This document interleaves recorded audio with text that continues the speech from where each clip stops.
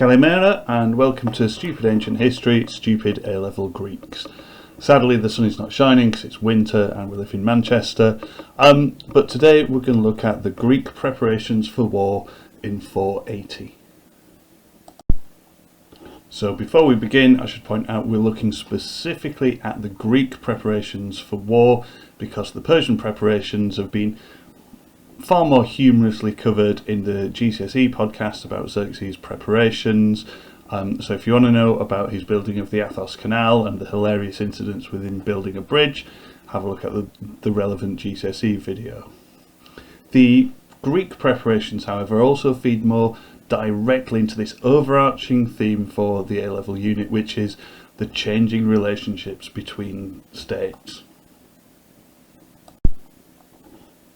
And starting as we mean to go on with this idea of changing relations, the one big thing we should start with is the rise of Athens in what later becomes known as the Thucydides trap. In 490 we know that the Athenians fought off the might of the Persian invasion at Marathon pretty much on their own. Yes, Plataea was involved, but Athens took the limelight. Sparta did turn up, but only after they'd finished celebrating Carnea, and they turned up handily just in time for the battle to be over, but in time to inspect the Persian dead, see what the Greek world was up against, and to some extent congratulate Athens on their victory. But again, as we'll see throughout the course, this kind of Spartan inaction, for whatever reason, gives Athens the opportunity to basically claim bragging rights all over Greece. They are painting themselves very much as the heroes, the saviours of Greece. They fought off the Persians, left on their own, while Sparta were busy praying. So effectively, they're already starting to dislodge Sparta from their top spot across Greece as the main military power. It's not clear, they've not got a clear advantage at the moment, but they're starting to make a lot of noises to kind of challenge this known fact that Sparta are the main military Greek force. But again, with the arrival of Xerxes on the throne in Persia and this new threat of invasion, bear in mind it's not really a surprise, is it? We know the first thing Darius did after the failure of Marathon was start preparing for another invasion, which sadly for him he didn't get to see. It's not a surprise that this massive Persian force is on its way. And ultimately this forces Athens and Sparta to become fair weather allies. So one thing the threat of a Persian invasion does to Greek relations, which are pretty chaotic and murky and messy at the best of the time, is it solidifies them. They apply pressure and the Greeks harden. And this is definitely seen as Xerxes again demands earth and water from the Greek states in preparation for invasion. Again, it's the tried and tested method, demanding earth and water as a sign of submission. As before, Herodotus states that the offer is taken up by some Greek states, while others seem defiant or largely non-committal. A good example obviously is Argos. They're not too keen on getting involved in most things. Interestingly, this time round though, Athens and Sparta are not given the opportunity to submit. They don't get the demand for earth and water. And this is not unsurprising. This is not unexpected. We know that when Darius sent messengers previously before the Battle of Marathon, the Athenians threw the messenger in a pit that was reserved for criminals, which is not the done thing. Sparta again, when the previous message was sent, they decided to chuck that messenger down a well, telling him there's plenty of earth and water down there. So it's not a surprise that these two are not given the offer to submit, so they clearly have to stand against the oncoming Persian attack. We should also point out here as well that with Sparta's role as hegemon of the Peloponnesian League, the other member states of the Peloponnesian League effectively also have to follow Sparta's lead, even if they were given the opportunity to submit. The idea of going against Sparta, breaking away from the Peloponnesian League and submitting to the Persians was just not an option. partly because of the military power of Sparta and no one really wanted to annoy them, but also because of this bicameral nature of the Peloponnesian League, that if Sparta decided one way, then the others ultimately had to follow suit. So it seems, after a period of possible inaction, although, I mean, really this seems more down to Herodotus's narrative rather than a kind of sensible timeline. It's unrealistic that the Greeks thought the Persians would just go away. The Greeks obviously have to respond to this new demand for earth and water. And the first thing they do is they form the Hellenic League. This is a bit of an Avengers Assemble kind of moment. This Hellenic League, it's the coming together of great powers who are not necessarily friends in the face of adversity. They are fair weather friends. The enemy of my enemy is my friend. And the Hellenic League ultimately is a military alliance between the resisting Greek city-states, those who are not willing to submit to Xerxes. Now, interestingly, with the Hellenic League, the terms of this league are not necessarily enshrined in one place or easy to pin down. Unlike later leagues, like particularly the Delian League, where the terms of the Delian League are literally carved into stone, and currently sitting in the British Museum, why not?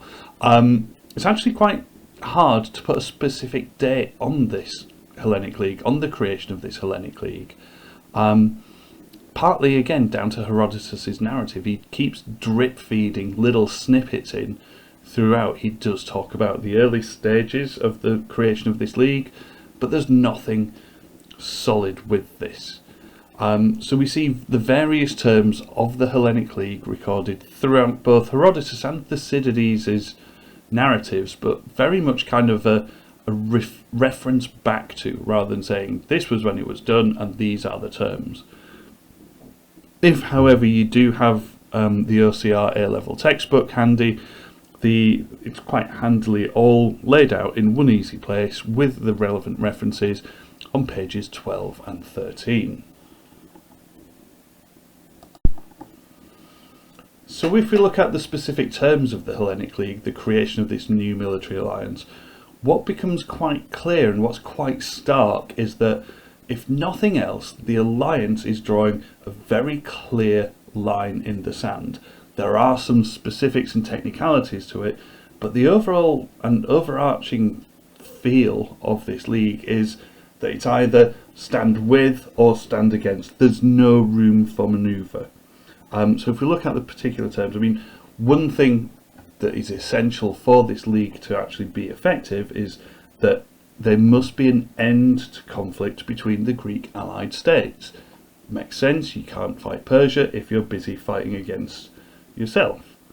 They also agree to make sure they know what's going on, so they agree to send spies. And the other thing, they acknowledge that they are massively outnumbered. So even though the Hellenic League forms with a few Greek states, the idea is to recruit more. The idea being that if some of these states that are unsure what to do, those who are just waiting to see what happens, this show of combined strength might actually draw others to their cause. So if we look at some of the more specific terms here, we see that as part of the creation of this league, there's an oath to resist the Persians, but also, interestingly, to punish those who do not. So again, this line is very clear in the sand. You're either with us or not. Following this is also a pledge or an oath not to secede from the league. So very much it's a case of once you're in, you're in. You can't join for a bit and then decide to leave. So it's very, very clear that the Greeks see this as sacrosanct, but also essential in the face of what's coming. And again, with this very much kind of them and us stance that they take, another part of the Hellenic League Accords, or the terms of the Hellenic League, is that member states should provide mutual defence to each other against attacks from all enemies, not just the Persians. So they're clearly seeing divisions widening between some states and strengthening in others. So you're creating a very kind of solid bond that, it's very much a them and us again situation, with the Persians as the main threat, but the acknowledgement of the other threats that they face. In terms of the running of the league, one thing that does emerge is that Sparta are to take leadership of the Hellenic League. This makes sense because they are the hegemon of the Peloponnesian League, and the Peloponnesian League ultimately form the bulk of the city-states that join in this league. So it makes sense that Sparta, with their experience of leading other states and with the weight and might they bring to the table, they ultimately are calling the shots. They are directing the league to do whatever is required. Saying that, though, Herodotus likes to point out that even though Sparta are the hegemon, major decisions should be made by congresses. Again, this idea of discussion. Sparta cannot just call the shots independently on their own. It's part of working together. They all need to decide collectively on major decisions.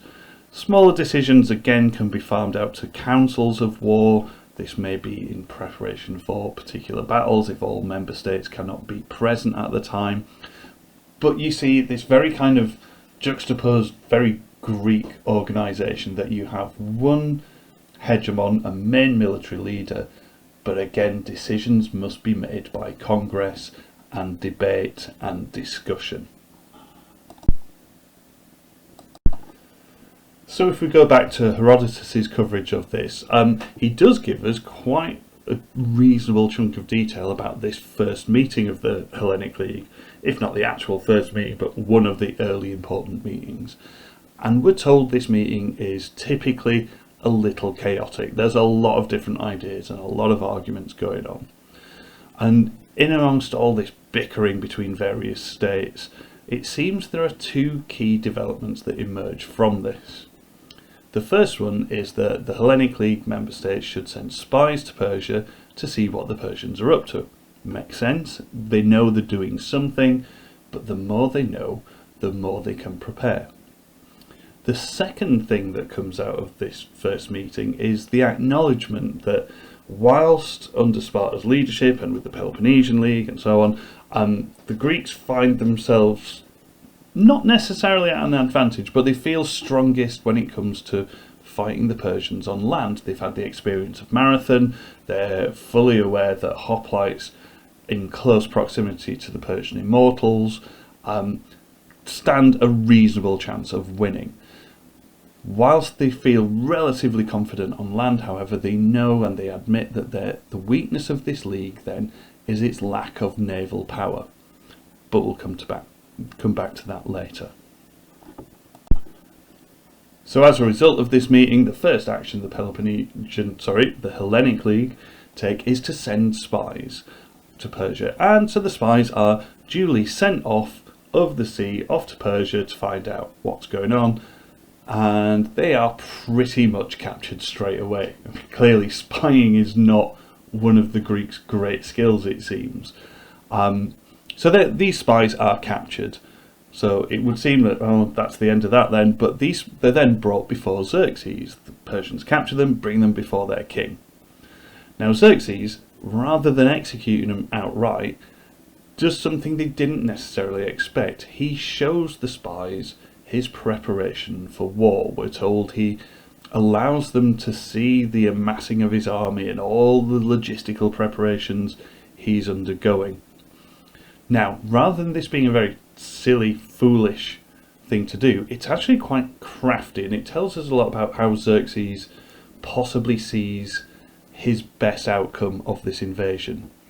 He's clearly still hoping that he can get more Greeks to Medize, to capitulate, to give in to his demands for earth and water, and that if news of this force gets back to Greece, and they hear about the sheer size of it, this will put pressure on some of the less determined members of the Hellenic League to capitulate, to Medize. He's hoping that this show of force will terrify the Greeks so much that they will give in. He's gambling. He's not necessarily calling their bluff, he's just letting them know just how strong his hand is. I mean, ideally for Xerxes, again, if we think of him as kind of quite a savvy, organised leader, which certainly before the invasion he seems to be, it seems ideally Xerxes would prefer not to use his army unless he has to. The idea of the threat of invasion hopefully would be enough to turn the Greeks on each other, as we saw in the Ionian Revolt. But ideally not to use this army of all Asia, because again, if we look at the common criticism of the Persian army at this time, they have the size, but not necessarily the skill. I mean, this was proved at Marathon. This is constantly highlighted throughout Herodotus's narrative, where he talks about the inexperienced Persians were pitted against men who knew war. Xerxes has got a big task on his hand, just organising and moving this army. So they're untested in battle, certainly working together. So he's hoping this show of strength will make the Greeks wither in the face of invasion and simply give up. So the spies are duly sent back to Greece, where they in turn report their findings. And whilst the descriptions, the lengthy descriptions of Xerxes' army probably does terrify the Greeks, it still doesn't break the resolve of the Hellenic League. If anything, it proves that they are right to be quite strict with their terms of membership, and that it is a very much kind of do or die, them and us, line in the sand moment, possibly due to the stubbornness of Sparta. I mean, they would not surrender even when they were about to lose. And again, the determination of Athens. The Athenians clearly have it in their heads that they're not going to end well from any Persian occupation or Persian invasion, given that the Persians clearly blame them for the starting of the Ionian Revolt. So rather than having the desired effect on most of the Hellenic League, Xerxes' gamble doesn't necessarily pay off. It certainly probably feeds into Herodotus's lengthy descriptions, where these exaggerations come from, but it doesn't have the desired effect of making the Hellenic League submit. So, as mentioned before, one of the things to come out of this meeting of the Hellenic League was the acknowledgement that their main weakness was to be able to fight the Persians at sea. Triremes and naval warfare was the big military technology of the era. And, you know, there's a nice little picture of a trireme on the screen for you. War at sea had always been, to some extent, a part of Greek fighting, Greek history up to this point. But in the 5th century particularly, naval warfare really started taking a lead as the new way of fighting at this time. The developments in strategy, fighting and technology were fast exceeding the importance of land battles. Hoplite warfare was well entrenched throughout most Greek states. It was a tried and tested method, but more and more, again, as the Greek world expanded, naval combat became the new thing. The triremes were effectively like the stealth bombers of the 5th century. These were the new technologies. Power at sea meant power, full stop. And there's a reason why it took until this point for it really to take off. Building a navy, triremes and naval combat, this required funding. These were not cheap things to build. They required training. They required a very high degree of skill at all levels, not just the commanders, but arguably more than on land, it required a solid understanding of strategy and tactics to be able to fight at sea in these new ways of working. And given that Xerxes commanded arguably the biggest navy anywhere at the time, any land force put forward by the Greeks would ultimately be doomed without proper naval support, especially given that the Persians, as they invaded, tracked equally land and naval forces along the coast. It is worth mentioning here as well, given we're talking about Greek relations, is that in Xerxes' navy was a significant Ionian Greek contingent. These Greek peoples who had been part of the Persian Empire since the days of Cyrus the Great, despite their little revolt.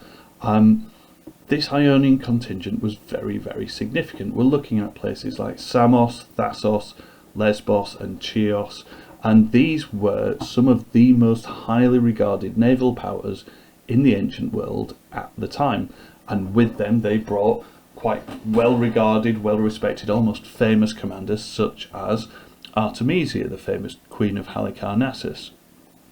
Also, with the vast resources that Xerxes had at his hand, it meant again that at sea, even without these skilled Ionian Greek sailors, the possibility would be that Xerxes' navy would simply overpower the Greek force that had already been amassed. So this was a real problem for the Hellenic League. So into this void steps the Athenian Themistocles. There he is, looking all typically Greek in his little statue. Now, before we go on to look at what Themistocles does, even though the story of his actions and the detail of what he does is mirrored not only just in Herodotus but Plutarch as well, we need to be a little wary maybe of putting all of these big decisions and all of these achievements on one individual. Not to downplay the role of Themistocles at all, but again we should point out that Herodotus does tend to emphasise the role of individuals in these actions, given these kind of narrative tradition and this Greek tendency for using heroes and personifying the history. But also, even where it matches in Plutarch, we've got to remember Plutarch is a biographer. Plutarch is writing specifically about Themistocles, so he will clearly focus on him. So our story with Themistocles begins with the events prior to the full-blown invasion. Prior to what happened, prior to the invasion, the Athenians receive an oracle that Athens will be saved by wooden walls. Typical oracle there from Delphi, sort of tells you something but doesn't really tell you anything. So naturally this leads to a debate in Athens about what on earth the oracles are saying. What does it mean? And it focuses around two long-standing rivals in Athenian politics. On one hand you've got Themistocles, but also his long-standing rival Aristides. Now these two are long-standing political rivals anyway. If we go by Plutarch, they're also rivals for the affections of one particular boy that they both quite like. So there's no love lost between these two. So they take quite polar opposite views on how to interpret this oracle. So Aristides believes the wooden walls literally means to barricade the Acropolis, this big stone and rock outcrop in the middle of Athens where the Parthenon is now sat. So he thinks literal wooden walls. If they can defend the Acropolis, the Persians won't be able to get up there, they won't be able to take Athens. Themistocles takes a different viewpoint though. Themistocles thinks the wooden walls refers to ships, the wooden side walls of a navy.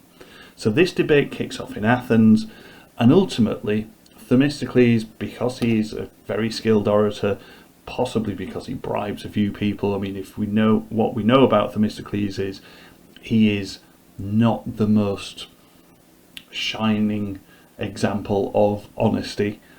He will do what he needs to do to get what he wants. So Themistocles wins, and he persuades the Athenians to use the profits from one of their silver mines at a place called Laurium to pay for this new navy, rather than distributing the funds to improve the city.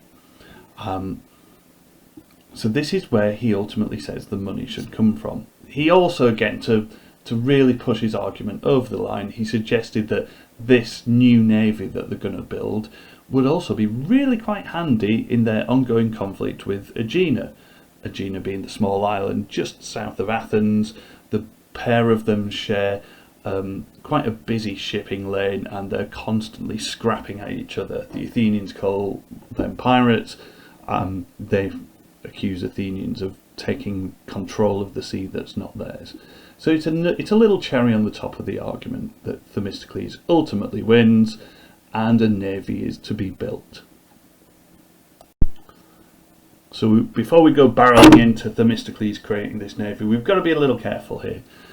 As with the creation of the Hellenic League, the chronology of these events is a little bit tricky, if not a bit suspect. And you'll see why. So the date for this debate and the decision to build a navy is usually put at 483, 482 BC, 2 or 3 years before the coming of the Persians, before Xerxes invades. Now the problem here is that if we use this chronology, that would mean that the Athenians built close to, if not more than, 100 triremes in 2 years. That is a lot. Just creating the resources, actually building the ships, would take quite a while. And to build so many would suggest that literally everyone in Athens was taking up a hammer and building a ship. It's not just the actual building of the ship that's problematic with this chronology. It also means that they would have had to recruit and train enough oarsmen to man these ships, because they were in battle, they were powered by oars. Training would take time to achieve the level of skill that they displayed in the Persian wars, rather than assuming that all Athenians are naturally excellent rowers and have massive forearms. So this would have also taken time. And more than that as well, throw another thing into this problem. This move to create and man and build this navy would have met some resistance. Effectively, what Themistocles is asking the Athenians to do is asking them to give up the battlefield for the rowing bench. You know, previously Athenians had taken great honour on the battlefield at Marathon. They were starting to feel confident in their military skill. Certainly their fathers or grandfathers or relatives would have won great honour at the Battle of Marathon, and rather being able to do this again for a new Persian invasion, Themistocles is asking people to not be soldiers but simply to sit on a bench and row. So not much glory there for these proud Athenians. But again, it's not just oarsmen we're looking at. He'd also have to train captains to understand strategy and know what they were doing. He'd also have to train marines to fight in this new kind of warfare. Standing on a battlefield is one thing, but jumping from ship to ship in full plate armour is a different thing. So this would have taken time, effort and patience to train. And like we said, with the captains, naval strategy relied heavily on the commanders to know what they're doing, to work together, and even most fundamentally synchronized movement. It's no good if you're rowing one way and everyone else is rowing another way. So all of these things will have taken time to get right. So the problem with the narrative is that it seems that in 2 to 3 years the Athenians magically build 100 ships, but also whilst building 100 ships managed to train hundreds of men to be able to man them, crew them and use them very, very effectively. So we've got to be a bit careful with the chronology that's given in the ancient sources. So all those wary points aside, I summarise Greek preparations for the coming Persian invasion. So the Greek states who chose to resist certainly knew what they were coming up against. Again, it's explained Herodotus' lengthy description of Persian forces. It may be exaggerated to motivate the Greeks into fighting, but yeah, the Greeks knew what was coming. Their first step to send spies was successful. This formation of a new alliance with Sparta as the military leader on both land and sea, the creation of the Hellenic League becomes the key tool in which the key body which is going to resist the Persian invasion. We see the Athenian preparation for war at sea, particularly led by Themistocles, even though he is under Spartan command. So we've got some very strong preparations in terms of organisation, determination, knowing what your enemy's up to, and also trying to fill your little gaps, building a naval force to fight Persia.